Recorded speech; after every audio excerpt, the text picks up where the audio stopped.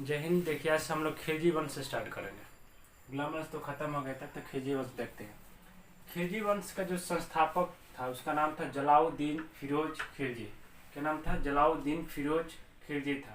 संस्थापक हुआ ये जब शासक बना थी इसको कहा जाता, उदारवादी शासक कहा जाता था। क्या कहा जाता था? उदारवादी शासक। अब इसे उदारवादी शासक क्यों कहा गया? क्योंकि जब ये शासक बना तो जो इनकी प्रजा थी, शासक बना जो प्रजा थी, जो जानता थी, उसके क्या करता, उसके इच्छा के अनुसार ये क्या कर रहा था? शासन कर रहा था। उसके इच्छा के अनुरूप ये क्या कर रहा था? शासन कर रहा था। जो ये जलाउद्दीन फिरोज खिलजी था, ये चाहता था कि जो इसका प्रजा है, जानता है वो क्या रहे, इससे खुश रहे। तो ये अपने प्रजा के जो इच्छा थी उसके अनुरूप ये क्या कर रहा था? शासन कर रहा था। यानी सभी जो प्रजा थी इसकी क्या, इससे खुश रहती थी। इस वजह से इसको कहा गया उदारवादी शासक। उदारवादी शासक यानी जो ये था अपने प्रजा की इच्छाओं के अनुरूप क्या करता था? शासन करता था। इस वजह से इसे उदारवादी शासक कहा गया। अब देखिए, इसका एक भतीजा था जिसका नाम था अलाउद्दीन खिलजी। भतीजा का नाम क्या था? अलाउद्दीन खिलजी था। ये जो अलाउद्दीन खिलजी को जलाउद्दीन फिरोज शाह बोला, फिरोज शाह ने दक्षिण भारत जीतने के लिए बोला कि आप जो है दक्षिण भारत में जाओ और दक्षिण भारत के राज्यों क्या करो, जीतो।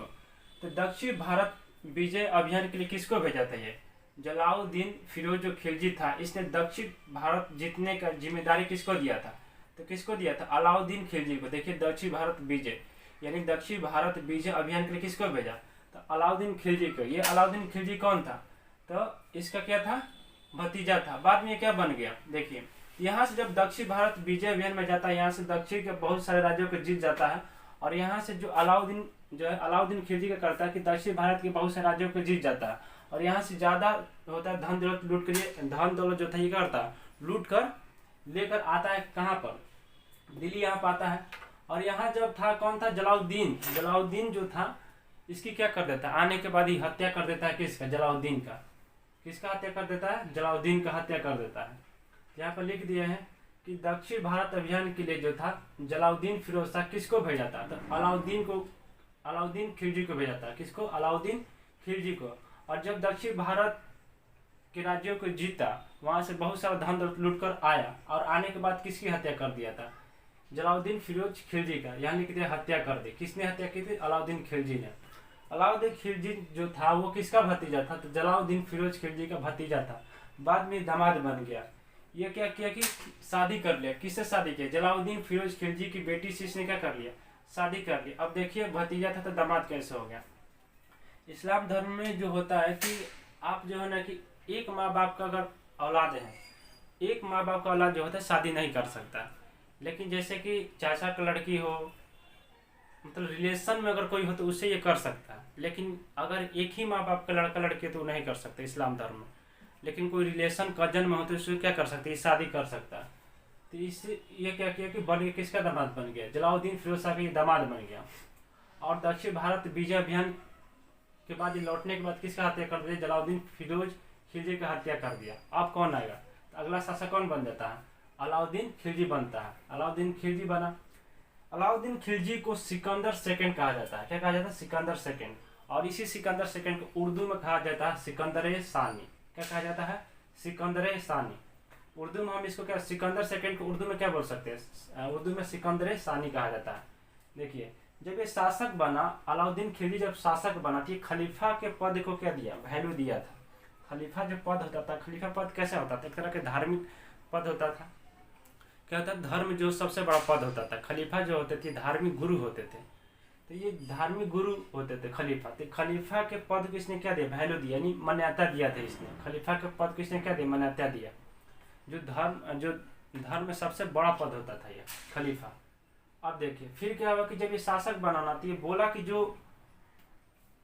ये कहा कि जो इस्लामिक जो धार्मिक परंपराएं हैं, यानी जो भी इस्लाम के धर्म जो भी धार्मिक परंपराएं हैं, नियम है, कानून है, हम वो जो नियम कानून है मेरे पे लागू नहीं होता है।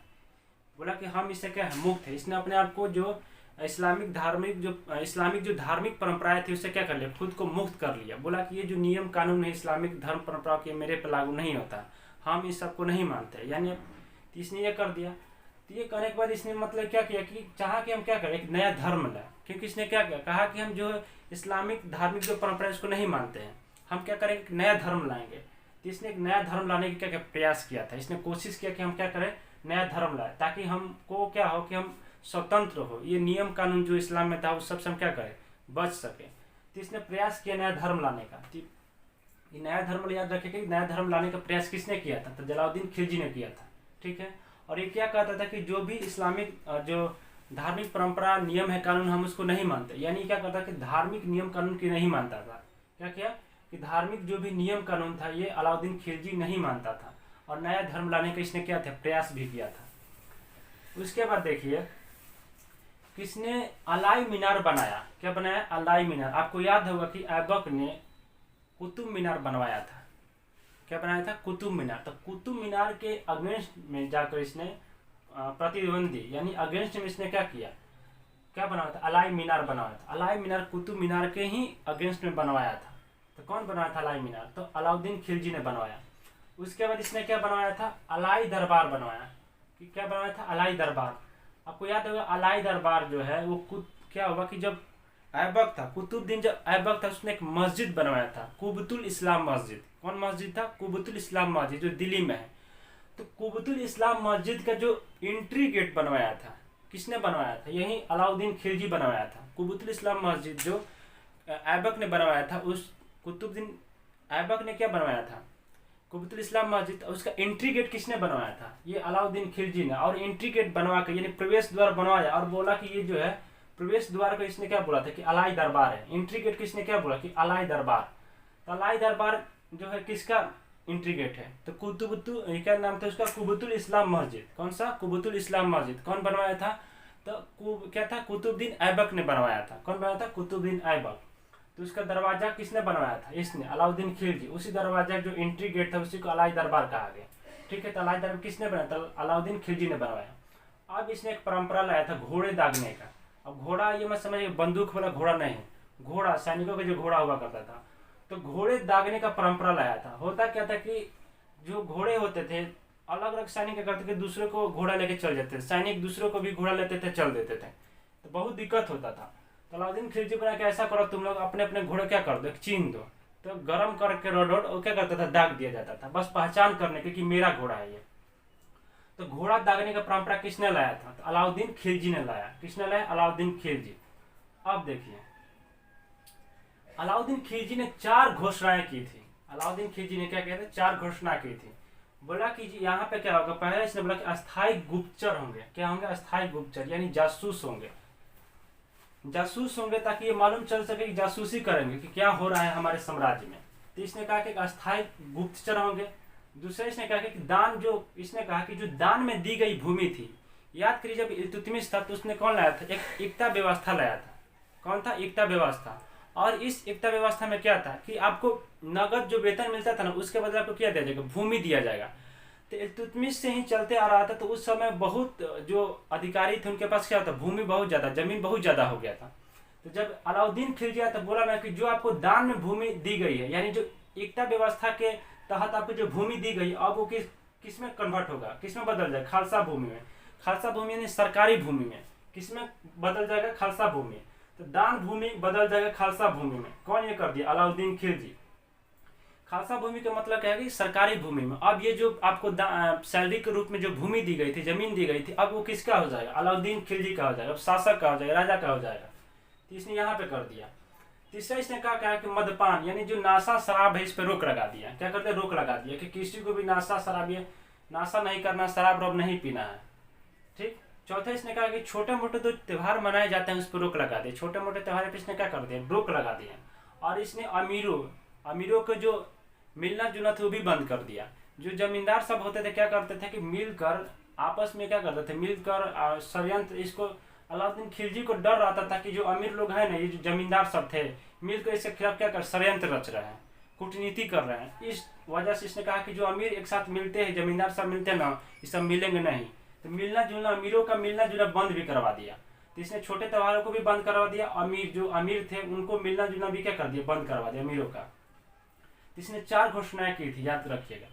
फिर क्या हुआ कि देखिए यहाँ पे ये जो दान में दी गई भूमि थी, किसको किसमें कन्वर्ट करें, खालसा भूमि में, यानी सरकारी भूमि में। यानी अभी किसके पास जाएगा, पूरा अलाउद्दीन खिलजी के पास जाएगा। तो एक जो थे क्या थे, एक धार्मिक व्यक्ति थे जिनका नाम था अलाउद्दीन, क्या नाम था उनका, निजामुद्दीन औलिया थे। क्या नाम था उनका, निजामुद्दीन औलिया। तो जब ये अलाउद्दीन खिलजी निजामुद्दीन औलिया के पास जाते हैं, बोलते हैं कि जो आपको अभी तक जितना जमीन, क्योंकि इनके पास सबसे ज़्यादा ज़मीन था, निजामुद्दीन औलिया एक तरह के धार्मिक व्यक्ति थे ये। तो अलाउद्दीन खिलजी निजामुद्दीन औलिया के पास जाता, बोलता है कि हमको ना जो आपके पास ज़मीन उसका हिसाब करना है। बोला कि क्या हो गया, कि देखिए, तो अलाउद्दीन बोला कि देखिए, जो एकता व्यवस्था के अनुसार आपको जो ज़मीन दी गई थी ना, वो सब अब खालसा भूमि में कन्वर्ट होगा, यानी सरकारी भूमि बनेगी। तो ये जो निजामुद्दीन औलिया बोले कि ऐसा नहीं हो सकता है, हम जो है ना आपको भूमि लौटाने वाले नहीं हैं। तो वहाँ पे इन्होंने, निजामुद्दीन औलिया ने बोला कि, इन्होंने क्या बोला कि मेरे घर में जो है ना 10 दरवाजे हैं, अगर आप एक दरवाजे से आते हैं ना तो हम दूसरे दरवाजे से निकल जाएंगे। इसका मतलब साफ क्या था, इनकार था। ये बोले कि आप कुछ भी कर लीजिए, हम जो है, हमको जो दान में भूमि मिली, हम वो क्या है वापस नहीं देने वाले हैं। तो ये किसने कह दिया था, निजामुद्दीन औलिया ने कहा था। किससे कहा, अलाउद्दीन खिलजी से, कि हम जो है दान में मिली जो भूमि है आपको नहीं लौटाने वाले हैं। तो यहाँ पे से जो अलाउद्दीन खिलजी था ना, निजामुद्दीन औलिया की बात सुनकर लौट आता है। लोग जो थे अलाउद्दीन खिलजी को समझाते हैं कि देखो, जो निजामुद्दीन औलिया है ना, ये एक तरह के धार्मिक व्यक्ति है, इनसे मत उलझो, क्योंकि इनसे उलझोकर झूठ मूठ का क्या हो जाएगा, विवाद हो जाएगा यहाँ पे, क्योंकि एक धार्मिक क्या थी, मामला थी। तो यहाँ पे निजामुद्दीन जो थे, इसको अलाउद्दीन को जो भूमि नहीं लौटाते हैं, ठीक है। तो यहीं पे लिखा हुआ कि अलाउद्दीन खिलजी जो था, जब निजामुद्दीन औलिया से भूमि का हिसाब मांगा तो उसने कहा कि मेरे घर में 10 दरवाजे हैं। इसका मतलब कि इसने कहा कि अगर आप एक दरवाजे से हमारे घर में आते हैं ना, प्रवेश करिएगा ना, तो हम दूसरे दरवाजे से निकल जाएंगे, लेकिन आपको जो है दान में दी गई भूमि को हम वापस नहीं करेंगे। साफ इनकार कर दिया। अब अलाउद्दीन खिलजी लौट आते हैं, समझे। ये कैसे व्यक्ति थे जिन्होंने क्या किया, दान में दी गई भूमि को लौटाए नहीं थे। कौन, निजामुद्दीन औलिया, एक धार्मिक क्या थे, व्यक्ति थे। अब देखिए, अलाउद्दीन खिलजी ने जो 6 गो प्रमुख कर यानी टैक्स का क्या किया था, लाया था। इसके समय इसने 6 जो था प्रमुख कर था, यानी टैक्स थे। कौन कौन था ये लाया था। पहला था जजिया कर। जजिया कर आपको याद होगा कि भारत में जब मोहम्मद बिन कासिम आया था अरब से, ये जब मोहम्मद बिन कासिम भारत में आए थे, इसी ने भारत में जजिया कर लाया था। कौन लाया था, मोहम्मद बिन कासिम। कहाँ का था, तो अरब का था। जब ये भारत में आया तो इसी ने स्टार्ट किया था जजिया कर भारत में। तो जजिया कर किसको देना होता था, गैर मुसलमानों को देना था। किसको देना होता, गैर मुसलमान, यानी जो मुस्लिम नहीं है उनको देना होता था। फिर दूसरा कौन टैक्स था, तो दूसरा का टैक्स था जकात। जकात जो होता था मुस्लिम लोगों को देना होता था। जो भी उनकी कमाई होती थी, जो भी इनको इनकम होता था, उसमें से कुछ परसेंटेज जो होता था ना देना होता था। क्यों देना होता था, कि जो एक तरह के उनके ही, मतलब सिर्फ मुसलमानों को ये देना होता। जकात जो टैक्स था सिर्फ मुसलमानों को देना होता, यानी जितना उनका इनकम हो रहा है, जितना उनकी कमाई हो रही है, उसी का कुछ परसेंट जो होता देना होता था टैक्स। आज भी जो है ये मुस्लिम लोग देते हैं। मस्जिद हो गया, या फिर आपको कहाँ पे दे सकते हैं, मदरसा में लोग देते हैं, ताकि गरीबों की तरफ से क्या किया जाए, गरीबों की भलाई किया जाए। मदरसा में दिया जाता है कि गरीब बच्चों को पढ़ाया जा सके, उनका जो भी पोषण पालन जो है किया जा सके, यानी शिक्षा में उनका क्या एक सहयोग दिया जाए। एक तरह से सहयोग राशि ही है जो आज भी दिया जाता है। मतलब जो मुस्लिम लोग होते हैं, अपने जो भी सैलरी आती है उसमें से कुछ परसेंटेज देते हैं, ताकि गरीबों की भी क्या हो जाए, मदद हो जाए। या फिर आप समझ लें कि मस्जिद वस्जिद में कोई फंक्शन हो जाए, या फिर मस्जिद में पेंट उंट कराना, तो पैसा कहाँ से आएगा, तो एक तरह से दान दिया जाता है। तो मुस्लिम लोग आज भी दान देते हैं। इसी जकात जो टैक्स था तो उस समय भी ये दिया जाता था, यानी मुसलमान जो थे उनके कमाई जो करते थे, इनकम जो था उसका कुछ परसेंट देना होता था। ये सिर्फ मुसलमानों को देना था। उसके बाद क्या था, तीसरा जो टैक्स क्या था, खराज। खराज था, कौन था, खराज। खराज किसको देना था, तो मुसलमानों को ही देना था, लेकिन जमीन पे, भूमि पे उनको टैक्स देना होता था। भूमि पे यानी जमीन पे टैक्स था, किसको देना था, तो मुसलमानों को। चौथा क्या था, खुम्स। खुम्स क्या होता था, खुम्स भी क्या था, टैक्स था। किनको देना था, सैनिकों पर था। ये इन सैनिक को देना होता था खुम्स। होता क्या था कि जब भी सैनिक जाते थे युद्ध लड़ने के लिए ना, तो वहाँ पे युद्ध लड़ लेते थे, लेकिन क्या करते कि अगल बगल के गाँव में घुस जाते थे, और वहाँ से क्या करता था कि सबके घर में घुस उसके कुछ ना कुछ लूटपाट लेते थे। बहुत ही ज़्यादा लूटपाट करते थे सैनिक भी, जब युद्ध में लोग जाते थे। तो वहाँ से जब ये लूटपाट कर ले आते थे, तो राजा बोला कि जो तुम लोग लूटपाट कर लाए हो ना, उसमें से हमको भी क्या चाहिए, कुछ हिस्सा चाहिए। तो एक तरह का खून से टैक्स लगा दिया, यानी जो भी सैनिक लूटपाट कर धन दौलत लेकर आते थे, तो सैनिकों से उसमें से हिस्सा लिया जाता था। उसी टैक्स क्या क्या खून टैक्स लिया जाता था। तो खून टैक्स किससे लिया गया? तो सैनिकों से लिया गया, सैनिकों पर यह था। उसके बाद चोरी टैक्स था। चोरी टैक्स आज भी देखते होंगे, गांव घर में जाइएगा तो गाय और भैंस बकरी वकरी सब क्या होते हैं, चरते रहती है मैदान में, जहाँ पे घास हो, फील्ड उल्ड हो। उस समय क्या था कि अगर आपको जानवर चराना है ना, जैसे फील्ड उल्ड खाली फील्ड है, चरवाना है, गाय भैंस चरेगी अगर उस फील्ड में, तो क्या आपको टैक्स देना पड़ता था। उसी टैक्स का नाम था चोरी। जानवरों पे था कि आपको अगर जानवर अगर खुले फील्ड में चरवाइएगा ना, तो आपको टैक्स देना पड़ेगा। कौन सा टैक्स था? तो चोरी टैक्स। ये जानवरों पे था। ये जो उसके बाद कौन सा कर छठा जो था खरीद था, खरीद टैक्स। ये क्या था? मकानों पे देना होता था। आज भी मकान पे हर कोई देता है। गांव में तो थोड़ा कम लगता है, शहर में जाना तो ज़्यादा टैक्स लगता है, पटना में है तो कम में लगता है उतना, दिल्ली में चले जाइए और भी जगह पे चले जाइए तो क्या होता है, ये टैक्स देना पड़ता है, मकान पे टैक्स लगता है। ये खरीद टैक्स उस समय भी दिया जाता है। किस पे देता? मकानों पे टैक्स लगता था। ये 6 जो टैक्स था किसने लाया था? अलाउद्दीन खिलजी लाया था। किसने लाया था? अलाउद्दीन खिलजी। तो अलाउद्दीन खिलजी ने 6 टैक्स जो था लागू किया था। याद रखिएगा, ये 4 घोषणाएं थी। उसके बाद देखिए यहाँ पर हम लोग देख लेते हैं। अब देखिए क्या हुआ। अब इसने क्या कह दिया था, इसने यहाँ पे बोला कि जो दान में दी गई भूमि हम क्या करेंगे, उसको सरकारी में कन्वर्ट करेंगे, यानी अब उसका सरकारी भूमि हो जाएगी, यानी राजा के पास आ जाएगी। तो राजा के पास तो भूमि अपने ले लिया, तो पैसे से दीजिएगा ना उसको शादी के रूप में। तो इसने कहा कि हम देंगे भाई, आपको पैसे से देंगे, तो नगद वेतन देंगे, आपको नगद वेतन दिया जाएगा। वो भी कैसा? ईयरली दिया जाएगा, मतलब मंथली नहीं, ईयरली, वार्षिक दिया जाएगा, साल में एक बार। तो नगद व्यवस्था इसने शुरू किया। अलाउद्दीन खिलजी ने किया नगद वेतन। नगद वेतन, आपको पैसा सब दिया जाएगा, भूमि में नहीं दिया जाएगा। अब नगद वेतन दी गई तो सिंपल से एकता व्यवस्था क्या हो गया, खत्म हो गया। जो इल्तुतमिश लाया था एकता व्यवस्था, इसमें क्या कहा जाता है, नगद वेतन ना देकर भूमि दिया जाएगा। तो यहाँ क्या एकता व्यवस्था समाप्त हो गया, क्योंकि नगद वेतन अब दिया जाएगा। ये जो था अलाउद्दीन खिलजी ने ही क्या किया था कि सैनिकों का वेशभूषा जो था इसी ने दिया था। सैनिकों का जो वेशभूषा होता है ना, कि सैनिकों का अलग ड्रेस, जो अभी भी जो सब देखते हैं, तो सैनिकों का अलग ड्रेस जो परंपरा किसने लाया? तो सैनिक का ड्रेस, क्या सैनिक का ड्रेस जो लाने वाला था, एक स्पेशल ड्रेस इसने बनवाया, तो उसी समय से चलते आ रहा है। तो सैनिकों का ड्रेस किसने निर्धारित किया था? अलाउद्दीन खिलजी ने। सैनिकों का ड्रेस किसने निर्धारित किया था? अलाउद्दीन खिलजी। यानी सैनिकों का एक स्पेशल वेशभूषा होना चाहिए, उनके अलग ड्रेस बनाया था इसने। ठीक उसी समय से अभी भी चलते आ रहा है। सैनिकों के इसने के कैंटीन की व्यवस्था करवाया, जो अभी तक है। कैंटीन में क्या होता है कि जब भी आप सामान लेने जाते हैं तो खास करके किनको दिया जाता है, जो हमारे डिफेंस में उनको दिया जाता है। तो कैंटीन की व्यवस्था सैनिकों के लिए अभी भी है, उस समय भी है। कौन लाया था कैंटीन की व्यवस्था? तो अलाउद्दीन खिलजी ने ही कैंटीन की व्यवस्था लाया था। तो कैंटीन की व्यवस्था में क्या होता है कि जो भी आपको टैक्स वैक्स देना था ना, तो जो टैक्स आप छोड़कर आपको जो भी मार्केट प्राइस था उस पर आपको दिया जाएगा। आपको टैक्स पेड नहीं करना है। जैसे मान लीजिए कि आपको टैक्स वैक्स दे करके 150 का कोई सामान पड़ रहा है, टैक्स वैक्स देकर कितना पड़ रहा है? 150 का। मान लीजिए उसमें कितना 50 रुपये टैक्स लग रहा है, तो आपको कितना मिलेगा? 100 रुपये मिलेगा। 50 रुपये टैक्स आपका जो माफ़ कर दिया जाएगा। वो टैक्स कौन भरेगा? गवर्नमेंट भरेगा अपना टैक्स। यानी उसमें कैंटीन में क्या होता है, छूट मिलता है। जो टैक्स वाला पैसा होता है ना, उसको नहीं लिया जाता है। यहाँ पर कैंटीन का व्यवस्था किसने लाया था? सैनिकों के लिए कैंटीन की व्यवस्था किसने लाया था? अलाउद्दीन खिलजी, जो अभी तक चल रहा है। फिर सैनिकों का जो वेशभूषा था, ड्रेस जो था, वो किसने लाया था? अलाउद्दीन खिलजी ने लाया था। ये तो रहा अलाउद्दीन खिलजी के बारे में। आगे भी देखते हैं। अभी अलाउद्दीन खिलजी जो है ये क्या करेगा, युद्ध अभियान जो इसका होगा, अभी तो पूरा इसका युद्ध बाकी है। तो देखते हैं इसके सेनापति कहाँ कहाँ जाकर युद्ध करते हैं। यानी अलाउद्दीन खिलजी का क्या देखते हैं, सैन्य अभियान देखते हैं।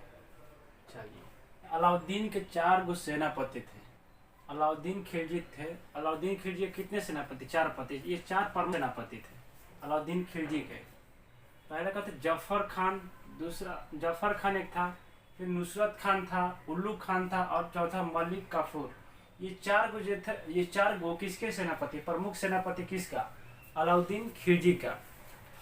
इसमें से हम लोग देखते हैं कि ये जो क्या नाम था इसका, अलाउद्दीन खिलजी जो था ना, ये अपने चाचा के समय में कहाँ गया था? दक्षिण भारत अभियान पे गया था। दक्षिण भारत विजय अभियान पे अपने चाचा के समय पे गया था।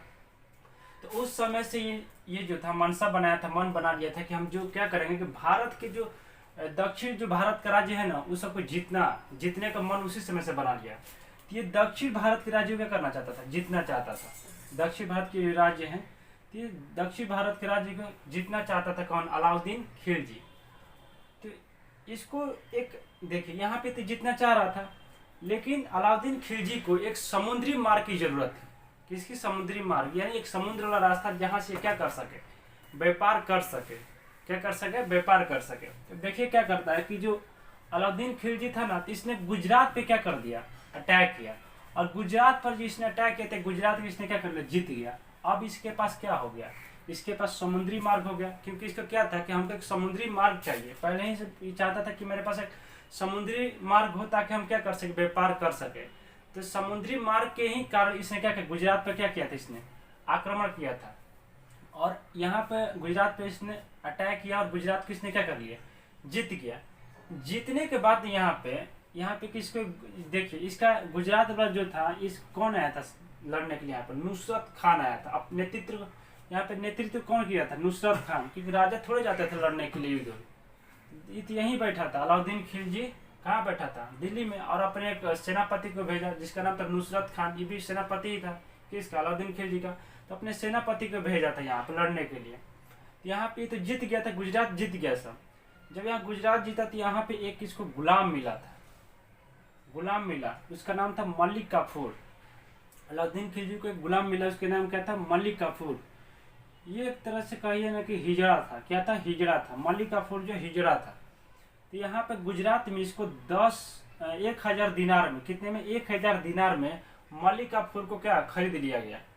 1,000 दिनार में मलिक काफूर को क्या कर लिया, खरीद लिया गया। ये मलिक काफूर एक गुलाम था, तो यहाँ से मलिक काफूर को सिर्फ 1,000 दिनार में खरीदा गया। और मलिक काफूर क्या था, हिजड़ा था, ठीक है।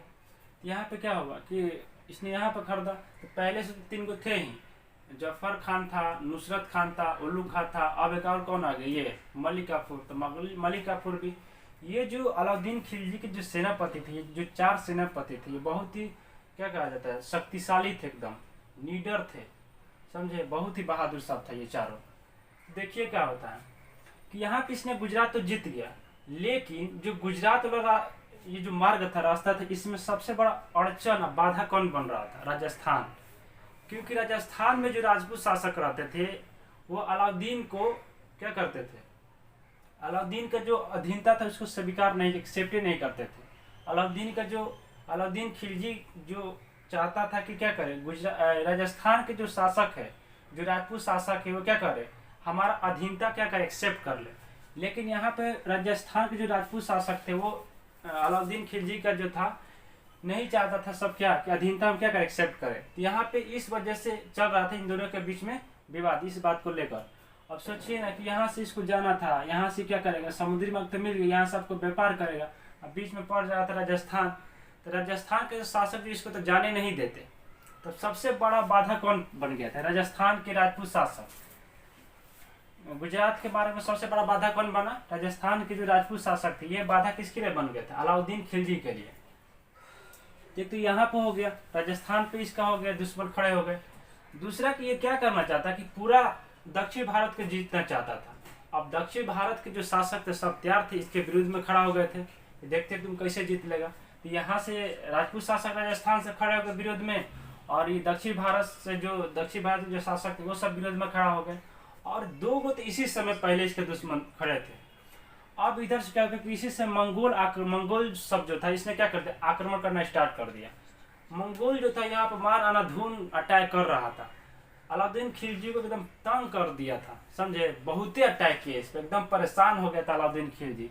ना हो तो मंगोलों ने छोटा बड़ा लेकर 27 बार इसने क्या कर दी थी, यहाँ पर अटैक किया था। मंगोलों ने 27 बार अटैक किया। अब मंगोलों के आक्रमण से ये कौन, अलाउद्दीन खिलजी परेशान हो गया, एकदम परेशान था कि करे तो क्या करे। तब देखें 3 गो एक ही समय तीनों तरफ से घिरा गया था। पहले इसका यह राजस्थान में खड़ा था, विरोधी सब विद्रोह यहाँ पे था कि हाँ यहाँ पे दुश्मन खड़ा है, यहाँ पे भी जो शासक थे वो भी खड़े थे एकदम, इधर से भी मंगोल कर ही रहा था, अटैक कर रहे थे, 3 तरफ से घिरा हुआ था एकदम। तो अब इसने क्या किया कि बहुत परेशान होकर, तो पहले इसने सोचा कि जो मंगोल हमने बड़ी अत किया हुआ है, बढ़िया से चैन से सोने नहीं दे रहा। तो मंगोलों के आक्रमण को कंट्रोल करने के लिए, मंगोलों के जो आक्रमण था उसका प्रभाव को क्या करने के लिए, कम करने के लिए किसको भेजा? जफर खान को अलाउद्दीन खिलजी ने भेजा। जफर खान जो इसका सेनापति था, तो जफर खान को किसने भेज दिया? अलाउद्दीन खिलजी भेजा कि जाइए आप, और ये जो मंगोल आक्रमण कर रहे थोड़ा सा रोकिए इन लोग, क्योंकि बहुत ज्यादा तंग कर दिए ये लोग। तो मंगोल आक्रमण के प्रभाव को कम करने के लिए जफर खान को भेजा जाता है, ठीक है। लेकिन काफी हद तक जफर खान में मंगोल आक्रमण को क्या करते, कंट्रोल भी करते, क्योंकि बहुत ही बहादुर सब सेनापति थे, तो बहुत सब हद तक ये कंट्रोल भी करते जफर खान। लेकिन इसी मंगोल आक्रमण में जफर खान क्या होते हैं, मारे भी जाते हैं। कुछ हद तक, कुछ समय तक इन्होंने क्या किया था, प्रभाव को कम किया था, लेकिन इसी युद्ध मंगोल के आक्रमण में क्या जफर खान क्या होते हैं, मारे जाते हैं। तो मंगोलों के आक्रमण में कौन मारा गया? जफर खान। यहाँ पे तो जफर खान को कौन मार दिया? मंगोल। तो मंगोल के आक्रमण में मंगोल के विरुद्ध लड़ कौन रहे थे? जफर खान। तो मंगोलों के आक्रमण में मंगोलों से युद्ध करते हुए कौन मारा गया? जफर खान। मंगोलों से युद्ध करते हुए कौन मारा गया? जफर खान। तो यहाँ पे तो जफर खान क्या हो गया, इसकी मृत्यु हो गई। तो यहाँ पे इसकी खत्म खेला, ये भी मर गया, ये तो मर ही गया। अब कौन बचा है?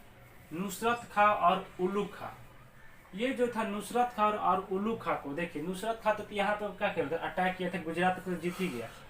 तो गुजरात को भी नुसरत खान ने जीत गया, और जफर खान तो यहाँ मरा ही गया। मंगोल आक्रमण में कौन मारा गया? जफर खान मारा गया। नुसरत खां यहाँ पे जीत गया, किसको?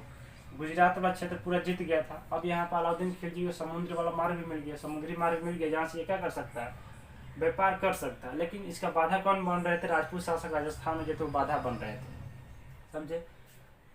तो यहाँ पे क्या करता है ना कि जो मेले क्या होता है कि जो नुसरत खां और उलुग खां को उत्तर भारत विजय की जिम्मेदारी दी गई थी।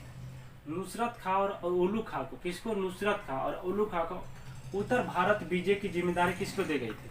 इन दोनों को, कि आप जो है ना उत्तर भारत पे क्या करिए, जो राज्य उनको जीतने में आप क्या करिए, इन जीतने का प्रयास करिए, इन सभी राज्यों को जीतिए, उत्तर भारत वाला। और दक्षिण भारत विजय अभियान जो जिम्मेदारी किसको दी गई थी? मलिक काफूर के। दक्षिण भारत राज्य जीतने का जो जिम्मेदारी किसको देंगे? मलिक काफूर को। मलिक काफूर को बोला गया कि आप जो है दक्षिण भारत के राज्यों क्या करिए, जीतिए। तो यहाँ ये हो गया। तब देखिए मेनली यहाँ पे तो जफर खान मरा गई तो जीत ही गया था। यहाँ पे अब मेनली बच कौन गया था? सब राजपूत शासक, क्योंकि यही सबसे बड़ा क्या था, बाधा था गुजरात के मार्ग में अलाउद्दीन खिलजी के लिए। तो यहाँ पे जो होता है कि यहाँ पे कौन होगा, नुसरत खान थे और उलुग खान जो थे। यहाँ पे बहुत जो राजस्थान के शासक थे, बहुत सारे शासक जो थे बहुत सारे शासकों को ये लोग क्या किया, हरा दिया था।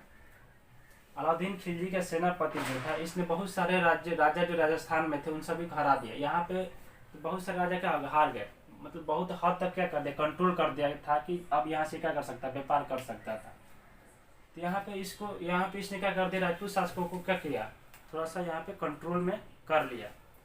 यहाँ पे तो हो गया। अब हम लोग देखते हैं कि देखिए यहाँ पे राजपूत शासकों में क्या हुआ कि जैसे कि 1301 में जो था अलाउद्दीन खिलजी ने यहाँ पे अटैक करवाया, और रणथंभौर वाला जो होता है रणथंभौर, ये जो होता है रणथंभौर वाला, ये क्या होता है, ये पूरा जीत जाता है। लेकिन इसने क्या किया कि 1303 में क्या करता है ना कि मेन इसका मकसद क्या था, राजस्थान के शासकों को हराना। मेन इसका मकसद यही था कि इनको हरा देंगे तो क्या हो जाएगा, राजस्थान का जो मार्ग क्लियर हो जाएगा। इस वजह से हरा रहा था राजस्थान के शासक सबको। लेकिन इसने क्या किया कि राजस्थान में चित्तौड़ बहुत बड़ा साम्राज्य था। तो चित्तौड़ के राजा कौन थे, राजा जो थे रतन सिंह थे। चित्तौड़ के राजा कौन थे, रतन सिंह। और रानी कौन थी, पद्मावती। अब देखिए इसका जो था ना, यहाँ पे जो चित्तौड़ में जो ये अलाउद्दीन खिलजी अटैक किया था, इसका मकसद किसको पाने का था, यहाँ की जो रानी थी पद्मावती, इसने रानी पद्मावती के ही कारण इसने क्या कर दिया था, यहाँ पे अटैक कर दिया था। ये पद्मावती से क्या करना चाहता था, विवाह करना चाहता। ये पद्मावती को चाहता था कि वो मेरी हो जाए। तो यहाँ पद्मावती यानी महिला के चक्कर में इसने क्या कर दिया, चित्तौड़ पे हमला कर दिया। और इस जगह पे चित्तौड़ में कौन हार जाते हैं, रतन सिंह जो राजा रहते हैं हार जाते हैं, या इनके जो सैनिक होते हैं सभी मारे जाते हैं। और जीत कौन जाता है, यहाँ पे अलाउद्दीन खिलजी जीत जाता है। अब देखिए अलाउद्दीन खिलजी जीतने को तो जीत जाता है, लेकिन यहाँ पे क्या होता है कि जब पद्मावती को मालूम चलता है कि इसका पूरे जो सैनिक है मारे चुके हैं, राजा भी सब क्या हो गए, मारे गए। तो लोग क्या करती थी कि उस समय जौहर करती थी अपने स्वाभिमान की रक्षा करने के लिए। अपनी खुद के जो भी स्वाभिमान था उसका रक्षा करने के लिए क्या करती थी, जौहर करती थी। जौहर क्या होता था कि बहुत बड़ा कुंड टाइप का होता था, बहुत बड़ा गड्ढा बनवाया जाता था, बहुत गहरा गड्ढा होता था, उसमें धधकता हुआ आग, पूरा आग रहता था, आग जलते रहता था। और उसमें क्या होता है कि जो औरतें होती थी, जो रानी होती थी, और जो दरबार में और भी जो औरतें होती थी, सब क्या कर लेती, जौहर कर लेती, यानी उस आग के कुंड में कूद जाती थी। क्या करती थी, कूद जाती थी, और कूद के उस आग कुंड में जान दे देती थी। उसी को बोला गया कि जौहर, उसी क्या बोलता है, जौहर करना, यानी आग के कुंड में कूद जाना, जलती हुई आग के कुंड में क्या करना, कूद जाना। किस वजह से, ताकि जो दुश्मन के जो क्या है सब सेना है, वो क्या करे, एक तरह से हमारी जो रक्षा उनसे, मतलब क्या था कि अगर ये दुश्मन के सेना घुसेंगे तो क्या करेंगे, महिला सब थी तब, तो अपने स्वाभिमान के चलते इसमें क्या करती, जौहर कर लेती, ताकि हम क्या करें कि अपने दुश्मनों के सैनिक के हाथे ना लगे, अपने दुश्मनों के सैनिक हाथे ना लगे। इस वजह से अपने स्वाभिमान की रक्षा के लिए लोग जौहर कर लेती थी, यानी आग के कुंड बनवाती थी, और उस आग के कुंड में लोग क्या करती थी, कूद कर जान दे देती थी, ताकि इन लोग का स्वाभिमान बचा रहे। ये था भारत की महिलाओं का, इस तरह का होता था स्वाभिमान, इस तरह अपना रक्षा करती थी। यहाँ पे ये हो गया। तो इसने रानी पद्मावती को पाने के लिए क्या कर दिया था, अलाउद्दीन खिलजी ने चित्तौड़ पे इसने क्या कर दिया था, आक्रमण किया था मिलने। बाकी तो सबको इसलिए हटाना चाहता था ताकि इसका रास्ता क्लियर हो जाए गुजरात वाला, ताकि वहाँ से ये कर सके, व्यापार कर सके समुद्री मार्ग से। लेकिन यहाँ चित्तौड़ मामला में इसका मनसा बदल गया था, दूसरे इसका नियत था कि पद्मावती के लिए क्या कर दिया था, अटैक कर दिया था। अब देखिए क्या होता है। दक्षिण भारत जीतने का जिम्मेदारी किसको दिया गया था, मलिक काफूर। किसको दिया गया था, मलिक काफूर। अब क्या करेगा मलिक काफूर, ये बहुत ही शक्तिशाली था मलिक काफूर, ये किसी को नहीं पहचानता था, जो आया मार काट करता था मलिक काफूर। तो मलिक काफूर जो निकला किस अभियान के लिए, दक्षिण भारत अभियान के लिए निकला, इधर गया तो इसने 3 वंश को हराया था। पहले का काकतीय वंश, देखिए आप लिख दिए काकतीय वंश। कौन था, मलिक काफूर जब दक्षिण भारत में गए किसको पहले, काकतीय वंश। काकतीय वंश कहाँ पे है, तेलंगाना हैदराबाद के पास है यहाँ पे, ठीक है, तेलंगाना में पड़ता है, ये पड़ता था उस समय, तेलंगाना में ये था काकतीय वंश। काकतीय वंश के शासक कौन थे, प्रताप रुद्रदेव। नाम देख रहे हैं, प्रताप रुद्रदेव। अब ये जिनका नाम जो है ना प्रताप रुद्रदेव, जैसे ही देखते हैं कि मलिक काफूर आ रहा है हमारे राज्य में हमको मारने के लिए, अब डर के वजह से पूरा इसको भय हो गया था। डर की वजह से इसने क्या किया ना कि अपना ही सोने का क्या बनवाता है, मूर्ति बनवा देता है, प्रतिमा बनवाता है, एक मूर्ति बनवा देता है सोने का। खुद का प्रतिमा कौन बनवा दिया सोने का, यही बनवाता है। क्या नाम था इसका, प्रताप रुद्रदेव। किस वजह से, मलिक काफूर के डर की वजह से। ये क्या करता है कि पहले ही अधीनता स्वीकार कर लेता है। क्या करता है कि जल्दीबाजी में अपने एक मूर्ति बनवाता है, क्या सोने का प्रतिमा अपना खुद का बनवाता है, और बनवा कर क्या करता है कि सीकर से पूरा उसको बंधवा देता है। अपने ही प्रतिमा को क्या करता है, सीकर से बंधवा देता है, यानी जंजीर से इसको क्या करता है, बंधवा देता है। बनवाया, मूर्ति बनवा दिया, और उसको सोने का मूर्ति बनाया, प्रतिमा बनवाया, उसको सीकर से पूरा यानी जंजीर से क्या बंधवा दिया। और प्लस में क्या इसने किया था कि कोहिनूर का जो हीरा था ना, एक तो इसने अपना खुद का प्रतिमा बनाया, जंजीर से बंधवा दिया, और दूसरा इसने कोहिनूर के हीरा भी, ये दोनों किसको भेंट में भेज दिया, अलाउद्दीन खिलजी को। ये दोनों जो था क्या कहा जाता है, कोहिनूर का हीरा भी इसने मलिक काफूर को दे दिया, और बोला कि जाकर आप अलाउद्दीन को दे दीजिएगा, मेरे भेंट के स्वरूप इसने भेज दिया था। ये तो पहले ही अधीनता स्वीकार कर लिया थी, डर के मारे पहले ही डर गया। यहाँ आपने कर लिया ये तो ऐसे ही हार गया, इसको हराने की जरूरत कहाँ पड़ी। ये तो पहले ही अपना तैयारी करके बैठा हुआ था, मूर्ति बनवा दिया, सोना का जंजीर पहनवा दिया, ऊपर से जो कोहिनूर हो रहा था वो बोला कि लीजिए, हम आपका अधीनता स्वीकार करते, एक्सेप्ट करते, भाई सब ले जाइए, दे दीजिएगा अलाउद्दीन खिलजी को। ये तो पहले ही डर के रह गया, खत्म हो गया। तो पूरा इस पर किसका कंट्रोल हो गया, मलिक काफूर आ गया। यानी अलाउद्दीन खिलजी ने यहाँ पे जीत गया, काकतीय वंश पूरा कंट्रोल में आ गया। अब इसने क्या किया कि यादव वंश पे जाता है। यादव वंश महाराष्ट्र में वंश था, ये कहाँ पे, महाराष्ट्र में। जब यहाँ पे यादव वंश में जाता है तो यादव वंश का शासक रहते हैं रामचंद्र देव। कौन रहते हैं, रामचंद्र देव। रामचंद्र देव जो थे बहुत ही बहादुर थे। ये जो थे ना अधीनता स्वीकार नहीं करते, बोलते कि हम जो है ना तुम्हारा जो तुम्हारा अधीनता में एक्सेप्ट ही नहीं करेंगे, हमसे युद्ध करो। और यहाँ पे जो थे रामचंद्र जो देव थे मलिक काफूर से युद्ध करते हैं, और एक बहादुर राजा की तरह, एक बहादुर शासक की तरह लड़ते भी हैं। लेकिन इसमें जो था मलिक काफूर जीत जाता है। रामचंद्र देव जो थे क्या हार जाते हैं। ये जब हार जाते हैं तो इनकी जो बहादुरी थी पूरा एकदम बहुत ज़्यादा बहादुरी से क्या लड़े थे ये अपना युद्ध लड़े थे। तो एक तरह से जब मलिक काफूर ने देखा कि बहुत ही बहादुर शासक हैं तो इन्हें इसने क्या किया, मलिक काफूर ने किससे बोला अलाउद्दीन खिलजी से कि देखिए कि जो यादव वंश का शासक है रामचंद्र देव ये बहुत ही बहादुर है, ये हमारा अधीनता स्वीकार ही नहीं कर रहा, हरा तो दिए हैं लेकिन अभी भी इसका एटीट्यूड वैसे ही है। तो इसकी बहादुरता देकर, इसकी साहस देकर अलाउद्दीन खिलजी ने क्या किया कि जागीरदार बना दिया। क्या कहते हैं जागीरदार। यादव वंश महाराष्ट्र के देवगिरी में पड़ता था। कहाँ पे? देवगिरी। तो महाराष्ट्र के देवगिरी में पड़ता था। यहाँ पे इसने क्या किया कि हारने के लिए तो हार गया था, रामचंद्र जो देव थे हार गए थे, लेकिन इसकी बहादुरी देकर, इसकी साहस देकर अलाउद्दीन खिलजी ने क्या किया कि देव जागीरदार, यानी आप यहाँ पर रहिए और यहाँ का जो भी टैक्स आप क्या करिए कलेक्ट करिए, जो भी टैक्स से कर क्या करिए कलेक्ट करिए। तो इनको हारने के बावजूद भी जागीरदार किसने बनाया था? अलाउद्दीन खिलजी ने। किसने बनाया था? अलाउद्दीन खिलजी ने। किसको बनाया था? तो रामचंद्र देव को। तो यहाँ पे तो ये हो गया। उसके बाद होयसल वंश। होयसल वंश कौन थे? यादव वंश के सब सामंत थे, अधिकारी थे। होयसल वंश कौन थे? तो यादव वंश के सब क्या थे? अधिकारी थे, सामंत सब थे। तो ये लोग एक वंश बनाया था। तो इस वंश का होयसल वंश जो शासक थे उनका नाम था विष्णुवर्धन। विष्णुवर्धन कौन थे? शासक विष्णुवर्धन। मलिक काफूर और विष्णुवर्धन के बीच में क्या होता है? युद्ध होता है। और इस युद्ध में कौन हार जाता है? तो विष्णुवर्धन हार जाते हैं। कौन हार जाते हैं? विष्णुवर्धन। लेकिन होयसल वंश के जो राजधानी थी वो क्या थी? द्वार समुद्र। क्या थी? द्वार समुद्र। होयसल वंश की राजधानी क्या थी? द्वार समुद्र। इस द्वार समुद्र को मलिक काफूर नहीं जीत पाता। मलिक काफूर जो था क्या राजधानी जो थी होयसल वंश की जीत पाता है? नहीं।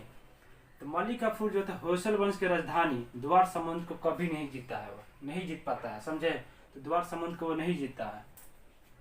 जीतने के लिए तो जीत गया था, लेकिन ये क्या बहुत से राज्य जीत गए लेकिन राजधानी को नहीं जीत पाया था। द्वार समुद्र जो राजधानी थी होयसल वंश की उसको ये नहीं जीत पाया था। तो देखिए मलिक काफूर 3 गो आक्रमण किया था, दक्षिण भारत के 3 राज्यों को इसने जीत गया था।